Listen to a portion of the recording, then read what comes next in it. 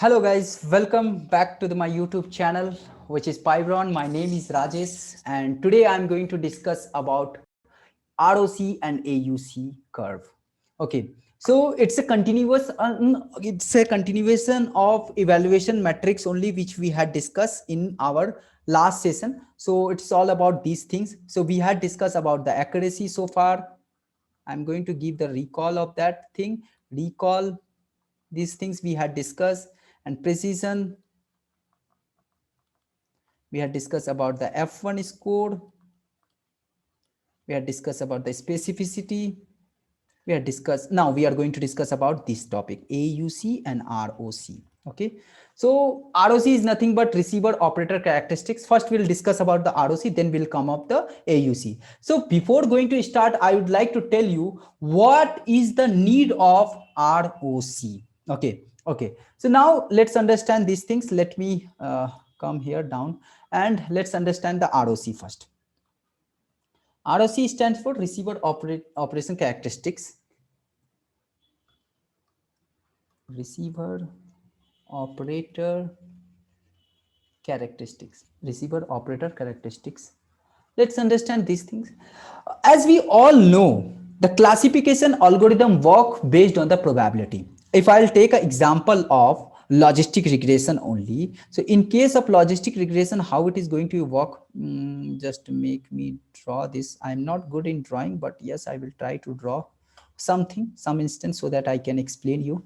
So this is nothing but it's a logistic regression, and you can say it's a sigmoid activation function graph. It's nothing else, it's a sigmoid activation function graph. Okay, so this is the you can say zero probability. I will make a different color.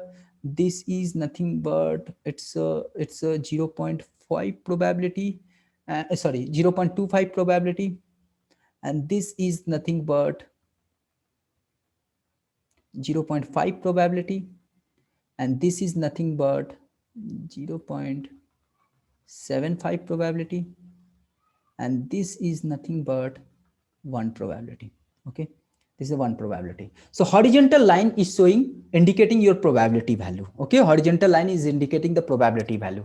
And let's suppose ROC. What is the ROC? What is the need of ROC?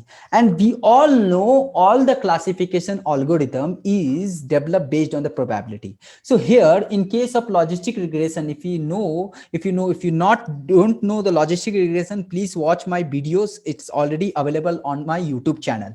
So in case of logistic regression, how it is going to work, we used to set some kind of threshold value. By default, it is getting set as a 0.5. By default, it is getting set as a 0.5. So in case of here, if you are setting this threshold value, what is getting happen? So if any probability is coming less than this 0.5, then we are going to mark that outcome as a 0. If any probability is coming more than this 0.5, then we are going to mark this value as a 1, right? Yes or no? Yes, we used to do. So let's continue these things in the same way. Let me show you something. So what I'm trying to do, let me remove these things. Okay, so what I'm trying to do here, okay, so this is my threshold value as of now. This is my threshold value. ROC will come into the picture later on, don't worry at all. So now what we are trying to do, I'm going to draw some kind of diagram here. Just a minute. So this is my you can say red color box, 1 box, 2 box, and wait a minute, this is the 1 box, and this is the third box, red color box, which is below the 0.5, and here is the another box is there. You can say here is the another box, red color box is there. Total how many red color boxes there? 4 boxes are there. Okay, now I will draw some another boxes like green color or blue color something. You can see this is the circular boxes, and there is 3 circular boxes are there, right? So so just it's a 2 binary class classification problem, you can say, right? So I must say this green color, red color is nothing but it's your positive class. 2 classes are there, right? This is the 2 classes there. One is positive class, another is negative class. Okay, red color, let's suppose for instance, let's suppose it's red color is indicating your positive class, and this red color is indicating your positive class, and blue color is getting indicated by the negative class. Okay, blue color is getting indicated by the negative class. Okay, now if I will draw a confusion matrix with this graph, how we can draw the confusion matrix with this graph? Let me show you the confusion matrix, and this is the threshold value, right? So so if I will draw a confusion matrix, let me draw a confusion matrix. Confusion matrix. This is my actual value. This is my predicted value. This is my positive value. This is my negative value. This is my positive value. This is my negative value. Okay.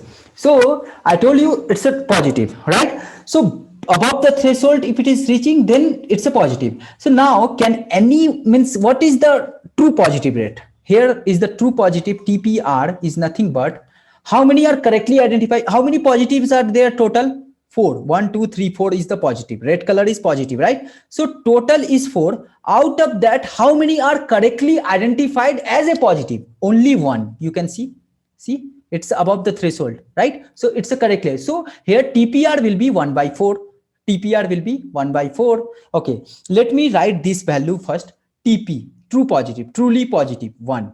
And true, this is the false negative, right? This is the false negative, means how many falsely got identified? Actually it should be positive, but it got identified by mistake as a negative. So here is the 3. Similar kind of thing, true positive, similar kind of thing we are going to say, sorry, false positive. We are going to discuss about the false positive here. So false positive is what? Actually it is negative, but by mistake it got identified as a positive. So what are those numbers?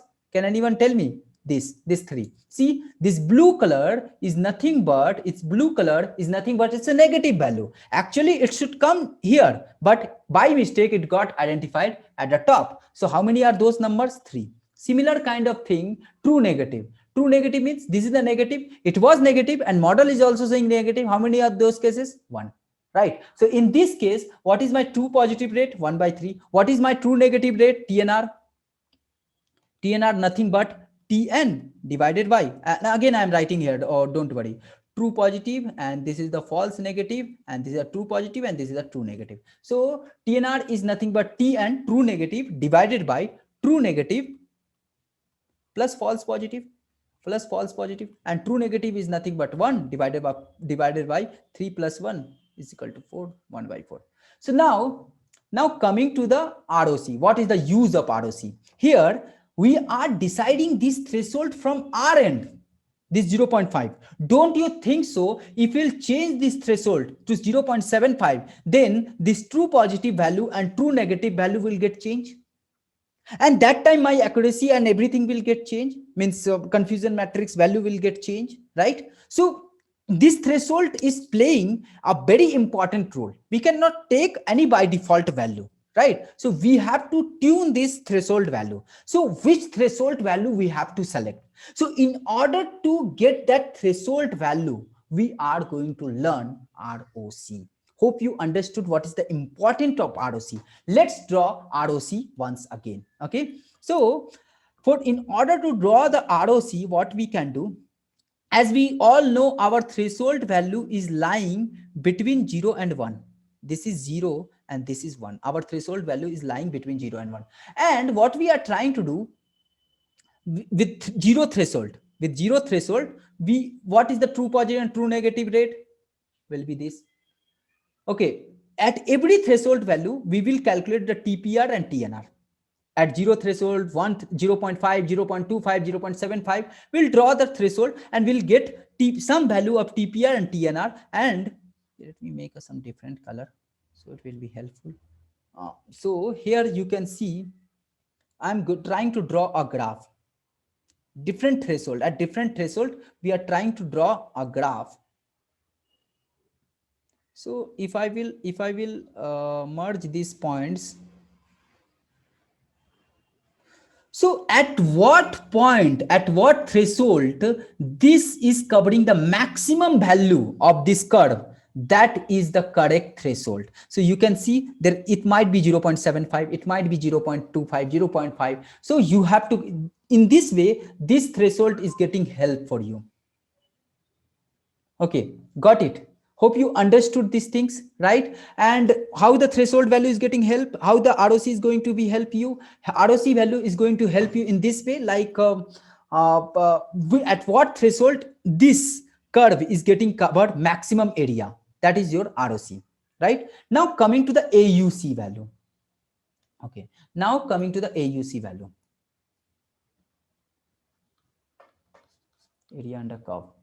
So AUC value, let's suppose right now you are going to deal with the only one model, logistic regression. But in future, whenever we will get the problem, we used to create a multiple kind of model like AUC, decision tree, classification model, like logistic regression, XGBoost, random forest, many kind of model. So out of all model, which model you should select?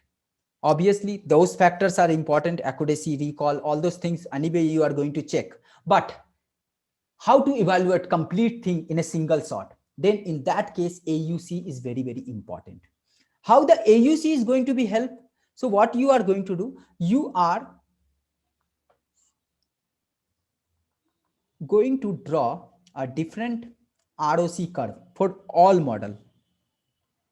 So this is, let's suppose this is the ROC for, this is the ROC for you can say this is the ROC for LR. Similarly, I am going to calculate the decision for decision tree, take it blue color. So these two model, whatever model is covering the maximum area of this. So this is the maximum value LR. So I can select the LR model. This is the way of to identify the model. Hope you understood what is the use of the AUC. What is the use of ROC? ROC used to identify the threshold. AUC used to identify the model. That is the only difference between the ROC and AUC, right? Hope you guys enjoyed this video. If you really like this video, then please do subscribe our channel so that never missed our update. With that, thank you guys. Thank you.